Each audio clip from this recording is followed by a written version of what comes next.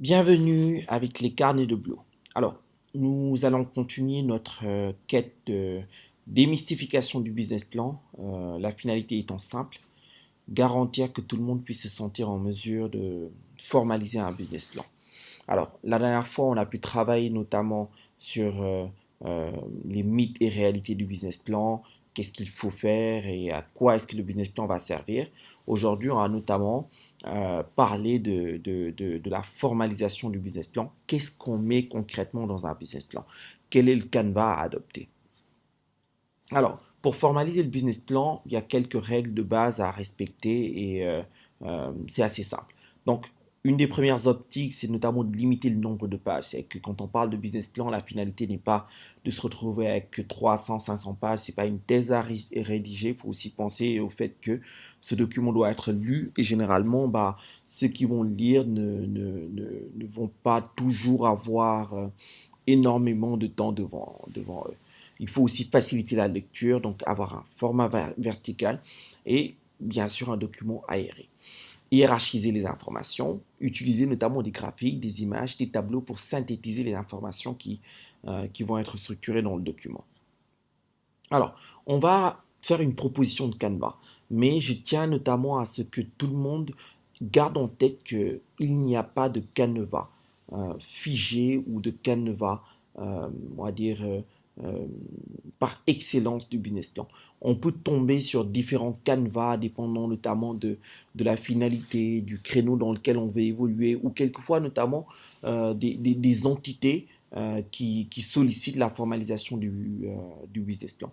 Mais généralement, dans un business plan, on va retrouver des éléments génériques. Et donc, on a essayé un peu de structurer un canevas qui reprend vraiment les grandes parties du business plan. Donc, on va retrouver notamment un sommaire exécutif, donc très très important, quelque chose qui va synthétiser un peu le contenu. Donc c'est la première partie de votre business plan, mais en vérité, euh, c'est vraiment l'élément que vous rédigez en dernier. Ensuite, un élément qui va permettre un peu de parler de la genèse du projet, donc l'historique et l'aperçu du projet. Une autre section qui va parler un peu de la propriété, donc qui sont les porteurs des projets, qui sont les fondateurs, les associés et comment est-ce que le projet va être dirigé, donc la direction de l'entreprise. Une troisième section peut être consacrée notamment au marché concrètement. Une quatrième section au plan marketing. Une cinquième section au plan des opérations, à la production et à l'approvisionnement. Ensuite, un plan des ressources humaines. Ensuite, un plan de financement. On peut aussi poser en corrélation avec ce plan de financement des prévisions financières. Ensuite, un plan de gestion des risques peut être rajouté et des annexes notamment par rapport à des éléments qui peuvent être pertinents dans le cadre du business plan. Donc ça, c'est une démarche que nous proposons, mais ça ne va pas pour autant dire que c'est vraiment le canevas par excellence. Donc on peut en trouver d'autres canevas. Donc on attend notamment que vous puissiez comprendre le canevas, mais surtout comprendre la finalité de chaque partie et que vous puissiez restructurer un canevas en fonction de vos objectifs, en fonction des situations dans lesquelles vous pouvez vous retrouver. Donc maintenant qu'on a bien compris notamment euh, que le canevas n'est pas figé, on va essayer de démarrer euh, directement avec la section 3, en sachant bien sûr que le fait de présenter le projet, l'historique, la genèse, les fondateurs, les porteurs du projet, bah, on va dire que c'est pas très complexe. Donc on vous laisse un peu la marge de manœuvre par rapport à cette partie. Donc on attaque directement avec la section 3, le marché. Alors, par rapport à cette partie, on va pouvoir on va dire, le diviser en trois sous-parties. Donc, pour le marché, on va d'abord présenter le secteur d'activité avec une description du secteur et les facteurs environnementaux. Ensuite, une présentation du marché cible de l'entreprise. D'accord. Ensuite, une présentation notamment de la situation concurrentielle. Donc, ce sont les trois grandes parties qu'on peut retrouver dans cette partie relative au marché. Maintenant, il nous faut un cas d'application. Alors, je vous propose notamment le cas d'un micro-projet de développement rural communautaire avec Kenyoto. Alors, Kenyoto, donc Madina Kenyoto, juste à quelques encablures de Kédougou. D'accord. Donc, On a essayé effectivement de proposer à ce village un micro-projet de développement rural communautaire qui va avoir pour finalité de poser une plateforme de services qui a regroupé un projet de mécanique rurale, un projet de soudure, un projet de boulangerie-pâtisserie, un projet de savonnerie, un projet de couture-teinture. Et la plateforme va donc pouvoir poser une offre intéressante pour les populations clientes. Donc, on va utiliser ça comme cas d'application pour pouvoir un peu continuer dans le cadre de notre business plan. Donc, on va réaliser un business plan par rapport à ce micro-projet. Alors, le marché, donc on a dit trois sous-parties, secteur d'activité, marché cible et situation concurrentielle. Alors, on va démarrer avec le secteur d'activité. C'est assez simple, hein. Rien de complexe, on va se poser quelques questions. Toute la finalité, c'est de pouvoir collecter les données. Donc, pour le secteur d'activité, on va commencer avec une description du secteur d'activité et des tendances. Donc, on va devoir collecter des données pour pouvoir poser une évolution du secteur au cours des dernières années. Donc, par rapport à notre approche liée à la boulangerie, à la mécanique rurale, etc. On va essayer de comprendre un peu le secteur, comment est-ce que ce secteur a évolué ces dernières années, quel est le taux de croissance annuel, est-ce que c'est un marché qui est en progression, en stagnation ou en déclin, est-ce qu'il y a eu une diminution ou un accroissement de la compétition, est-ce qu'il y a des conditions d'entrée spécifiques par rapport au marché. Donc là, il faut juste aller collecter des informations par rapport à ces différents points.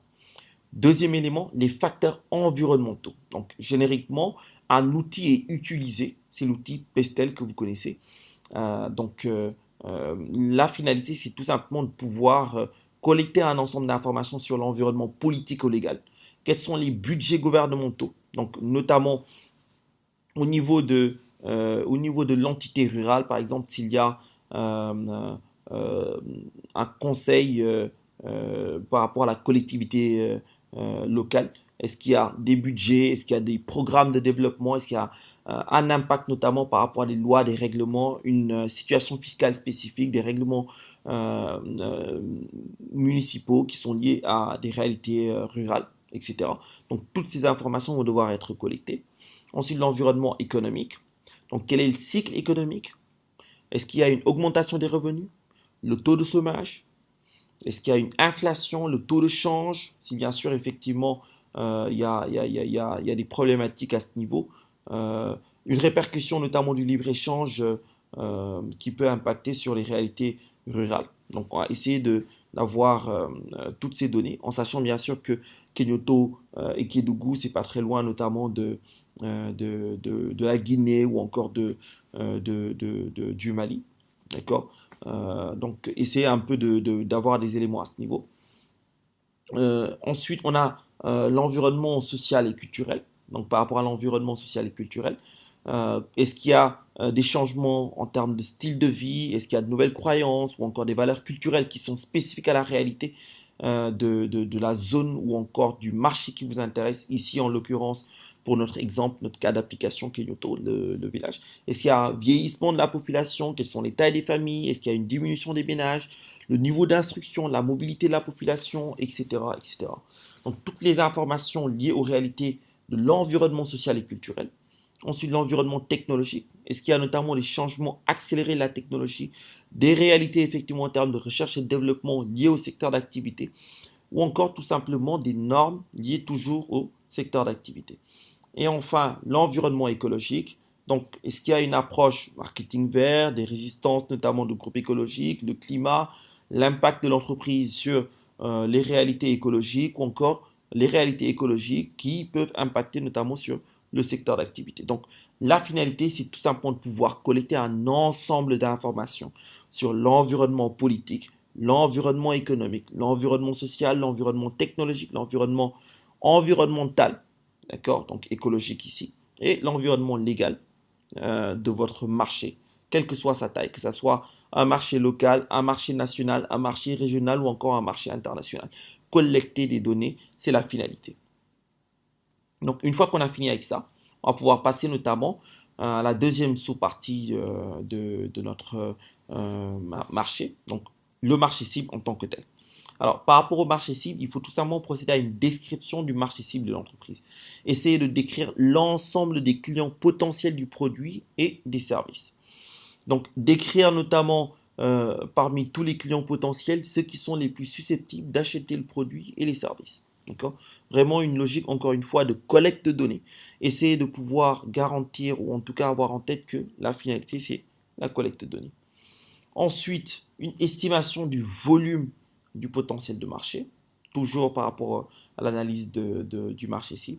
Donc, quel est le potentiel d'affaires, quel est le volume d'affaires du marché, qu'il soit local, qu'il soit national, régional, quel est effectivement le volume d'affaires, quel est le nombre de clients potentiels, quelles sont les habitudes et les comportements d'achat, la fréquence d'achat, les budgets alloués, où est-ce qu'ils achètent, la fidélité à la marque, si bien sûr il y en a, l'importance de la qualité, les facteurs qui peuvent être importants et susceptibles d'influencer les comportements d'achat.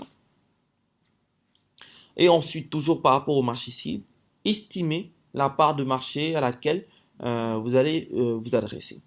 Donc, à partir des renseignements que vous allez collecter sur le marché, vous allez essayer d'estimer un chiffre d'affaires maximum potentiel de l'entreprise par rapport au marché. Et vous allez ainsi pouvoir passer à la troisième sous-partie, l'analyse de la situation concurrentielle. Donc là, il y a un outil générique utilisé, les 5 forces de porteur. Donc l'outil par excellence d'analyse de l'environnement concurrentiel. Avec la première force, la concurrence directe, donc la concurrence interne, et sur lesquelles vont appuyer notamment 4 autres forces, les nouveaux entrants, les produits de substitution, le pouvoir de négociation des clients, le pouvoir de négociation des fournisseurs. Alors, l'idée est de pouvoir collecter des informations à chaque niveau. Donc, par rapport à la concurrence interne, l'idée c'est de pouvoir décrire les concurrents principaux, la concurrence directe. Nom, localisation, nombre d'années d'opération, nombre d'employés, chiffre d'affaires, part de marché, réputation, procédé. Donc, essayez de collecter le maximum d'informations sur vos concurrents directs et essayez même de faire un tableau comparatif de vos produits ou les services qui sont proposés, les forces et faiblesses au niveau du produit, du prix, de la distribution, de la clientèle, de dégager notamment les avantages comparatifs s'il y en a. D'accord? Toujours par rapport à la concurrence directe, mais aussi collecter des informations sur les barrières à l'entrée. C'est ce qu'on appelle notamment on va dire, les barrières qui vont permettre de déterminer la facilité de nouveaux entrants de venir s'installer sur votre marché. Et ça va permettre de déterminer la menace des nouveaux entrants. Ensuite, les produits de substitution. Donc là, c'est la concurrence indirecte. C'est l'ensemble des produits qui sont différents des vôtres, mais qui peuvent notamment être utilisés à la place des vôtres. Le pouvoir de négociation des clients. Donc, qui sont vos clients? Combien est-ce qu'ils sont? Est-ce qu'il y a des ententes entre eux? Est-ce que notamment le nombre de clients par rapport notamment au nombre de fournisseurs de produits à ces clients fait en sorte que le pouvoir va plutôt être du côté des clients ou l'inverse, mais aussi regarder du côté de vos fournisseurs à vous par rapport aux éléments qu'il vous faut. Donc au niveau de Kenyoto, si vous avez une boulangerie, qui sont vos fournisseurs? Est-ce que les fournisseurs vont avoir un pouvoir supérieur au vôtre parce que ils sont rares, parce que ceux qui sont en mesure de vous fournir, bah, on n'en compte pas une pléthore et par conséquent, ça impacte notamment sur le pouvoir de négociation. Donc, pour le plan marketing, je vous donne rendez-vous à la prochaine capsule. Et si le contenu vous a plu, n'hésitez pas à lâcher un pouce en l'air et à vous abonner à la chaîne. À ciao!